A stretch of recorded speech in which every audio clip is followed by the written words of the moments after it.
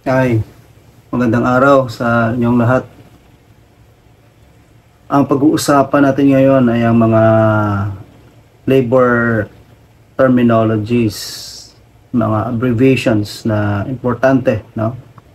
Na ginagamit natin dito sa ating mga discussion at ginagamit ko sa pag-reply sa mga sagot sa tanong ninyo doon sa comment section kasi napakahaba ng mga legal terms sa labor na ginagamit, ano, tsaka sa mga rules and procedure natin. So ginawa natin ng abbreviation yan kasi napakahirap niyan i-type sa comment section saka sa mga sa pag-reply dun sa inyong comment sa Facebook, kaya ginagamitan natin ng abbreviations. Shout out muna natin ang ating mga masugid na taga-subaybay, mga subscribers natin, tsaka yung mga followers natin sa FB page natin na ATTY Elvin. Shout out muna natin dito. Ito nilagay. Ngayon, kung first time mo dito sa or mapanood itong video ko, well, at least makita mo yung mga or visit yung YouTube channel, makita mo yung mga videos natin dyan. We have like 400 videos already. And you can just check, baka may makita kang makatulong sa'yo, no?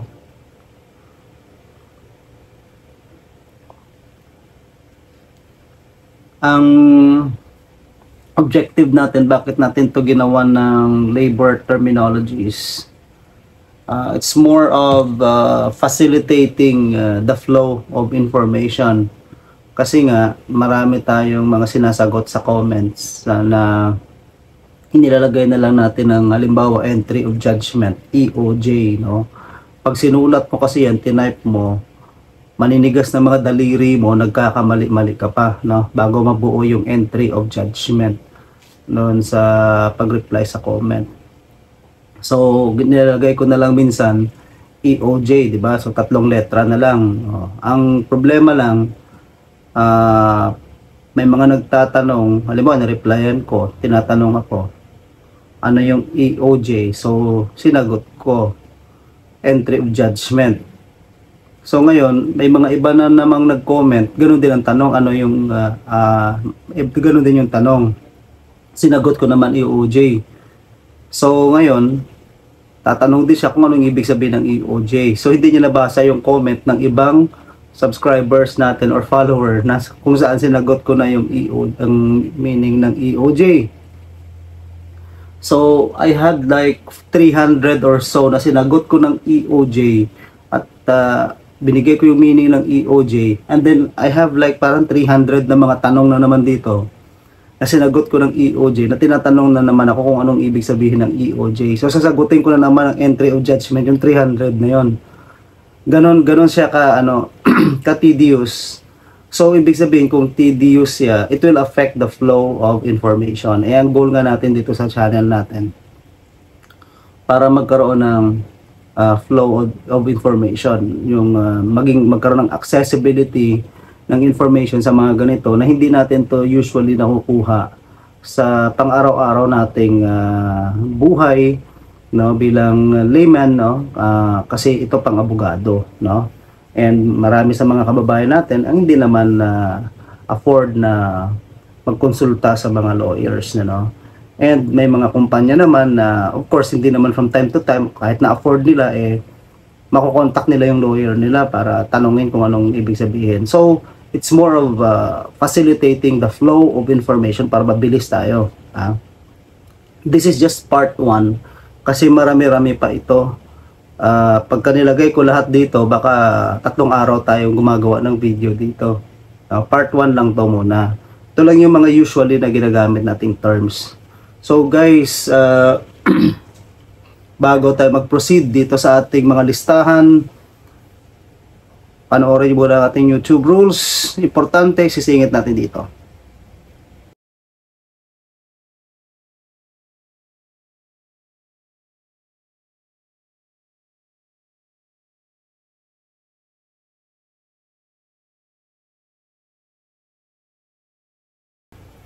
Alright, so welcome back. Again, briefly, ang importansya ng or kahalagahan ng ating mga YouTube rules ay kayong mga nanonood and nagpa-participate sa pag-comment, you have to bear in mind na kita ng iba ang comment ninyo. Ngayon kung halimbawa sa inyong YouTube account or sa Facebook, ginamit ninyo yung mga tunay na pangalan, makikita yan dyan. Take note lang, paalala lang yan. Yung iba naman, mukhang hindi nila talaga pangalan, so that's why minsan message ko kayo at sometimes pinupuntahan ko yung page ninyo to check kung totoong kayo nga yun or inquire kung ano ba yung tunay ninyong identity. Ayaw natin ng mga scammer, ayaw natin dito ng mga spam whatever, no? Tayo dito kasi we just want the information to flow freely. Yun ang advocacy natin dito. Again, we don't advocate for any sector or group. Hindi tayo pro-employee, hindi tayo pro-employer. Nagkakataon lang na puro halos pang-employee yung ating mga videos because karamihan ng nagko-comment sa atin ay mga empleyado. But wala tayong leaning, wala tayong inclination. Paalala lang. And again, bakit gumagawa ng video? Guys, hindi ito ang aking bread and butter. No, itong mga videos na to, ang paggawa nito comes from my heart. Parang advocacy ko kasi ito na magkapag-share ng information. I'm not trying to be popular.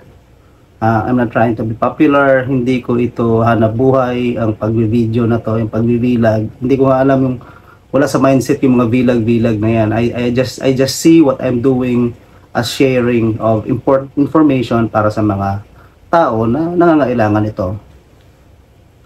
So, yun, hiwalay ang hanap buhay natin dito sa ating vlog. Wala tayong ano dito.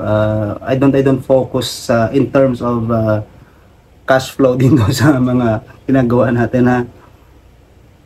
So sa mga nagko-comment diyan na etc. So wala akong ganoon.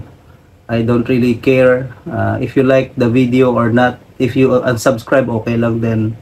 If you subscribe, okay lang. I don't promote my page nga. Minsan nilalagyan ko lang dyan ng mga subscribe, follow para patakpan lang yung mga confidential information na nakalagay sa wall ko . Nilalagyan ko lang ng sticker. Pero I don't promote the channel. If you like it, okay. If not, okay lang din. Kaya sinasabi natin, kung gusto niyo ng katatawanan, hindi naman ako nagpapatawa dito sa channel ko. But you can just go somewhere else. No? May mga ibang videos naman dyan. Okay? So guys, ito na. Ang unang labor term, nagawa natin ng abbreviation, yung EOJ. Maraming tatanong yan. EOJ, siguro ay so mga 600 questions sa comment section. EOJ, ibig sabihin yan, entry of judgment. Ano ba yung entry of judgment? Ang entry of judgment, ito yung ini-issue ng usually commissioners sa NLRC. Labor case lang to, kasi may entry of judgment din sa ibang courts. Commissioner kapag katapos na ang kaso. Halimbawa, nag-render ng decision na si NLRC Commission, and then hindi na nag-MR yung kalaban, so magiging final ang executory na yan after the 10 calendar day. Bale, sa ilalim ng ating 2011 NLRC Rules of Procedure, kapag ang decision ng commission or commissioners ay hindi na nag-MR within 10 calendar days from the time na matanggap yung copy ng decision, magiging final executory na yan. And then after magiging final executory na yan, si commission mag-i-issue na yan ng EOJ or entry of judgment. Yan naman yan ang gagamitin ni complainant kung siya yung nanalo to file a motion for issuance of writ of execution sa labor arbiter, no? Ang next natin ay ang MR. Ang ibig sabihin ng MR ay motion for consideration. So, take note guys, walang MR sa labor arbiter, ha? Huwag kayong mag-MR dyan. Pagka natalo kayo sa labor arbiter, akyat na lang sa commission via memorandum of appeal, no?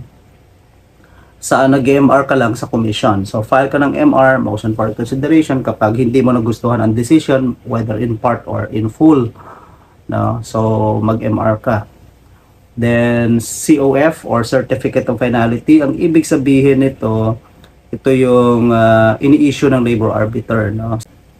So, sa labor arbiter, no, kapag ang kanyang decision ay hindi na in-appeal sa commission, then nag-i-issue yan ng Certificate of Finality immediately, no? Basta may proof lang na na-receive na ng respondents yung kanyang decision, for instance, or ng parties. So, ang mangyayari dyan, return card nasa kanila na, makikita nila na na-serve na or na-receive na yung copy ng decision or certifications coming from the courier or yung proof of service na. Next, PP, meaning position paper. So, ito yung pina-file sa labor arbiter kapag hindi nagkasundo during the compulsory arbitration, yung dalawang hearings sa labor arbiter. Then R, reply, ito yung sagot mo sa position paper ng kalaban mo. RJ, ito yung rejoinder. Minsan hindi na rin hinihingi ito ng labor arbiter or hindi na nire-require. But may mga iba na nagpa-file pa dyan. So RJ, WOE, writ of execution. So ito naman ngayon kapag halimbawa, nanalo na si complainant, gusto nila mag-execute. Dala-dala niya na halimbawa yung entry of judgment or certificate of finality. Then copy of decision, gagawa na siya ngayon ng motion para humingi ng writ of execution. So si labor arbiter naman, pag granted ang kanyang motion, mag-issue na yan ng writ, no? I-address to the sheriff para mangolekta na napanalo ng award. LA, pag nilagay ko yan sa comment, ang ibig sabihin yan labor arbiter. COM, ang ibig sabihin yan commission or commissioners. So ang MFI, ang ibig sabihin yan, motion for issuance. So, minsan pinapartner ko to sa MFI WOE. So, ibig sabihin yan, motion for issuance of writ of execution. May mga iba kasi na ang nilalagay lang nila motion for execution. Kasi maraming kaparehas yung MFE ko dyan. Hindi ko ilalagay na MFE yan. Kasi maraming kaparehas. Guys, take note lang na itong mga abbreviations ko para sa channel ko lang to, ha. Hindi ito yung official abbreviations or terminologies na ginagamit ng mga korte. Sarili ko lang to. Take note, ha. Baka mamaya sabihin niyo mali. Iba ang term sa Supreme Court, iba ang term sa CA, iba ang term sa akin lang to, sarili ko lang to, no? So kung may mga lawyers diyan or iba ito, sarili ko lang to. And then, meron tayong MTD. Ang ibig sabihin ng MTD, motion to dismiss. So, this is usually on the part of respondents. Kasi sila naman, pag halimbawa, walang jurisdiction, nag-file ng kaso, no?